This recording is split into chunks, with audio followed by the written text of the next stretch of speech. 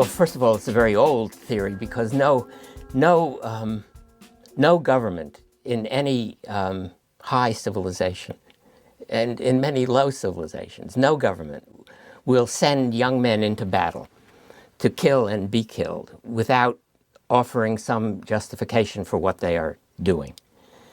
And so just war theory is simply an argument about what justifications make sense. What are the plausible justifications?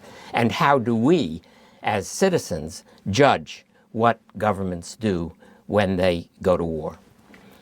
And the Greeks had arguments about when to fight and how to fight, and there are biblical accounts of arguments about when to fight and how to fight, and in the Islamic tradition there are arguments. And just war theory as a doctrine, it comes out of Catholic moral theology in the Middle Ages.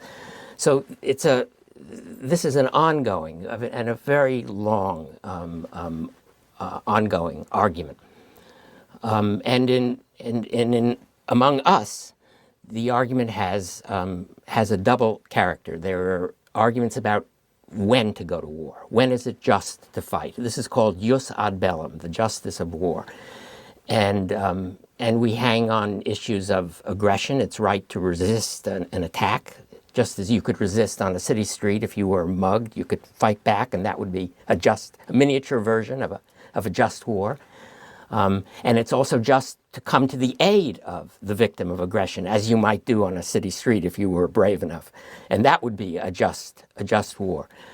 And we've also begun to think that when there is a massacre going on inside a state, when a government is massacring some minority, or maybe even not a minority, a majority of its citizens, the way the Cambodian Khmer Rouge regime did, that it is just to go in and stop it by force if necessary. So those are the just occasions of war.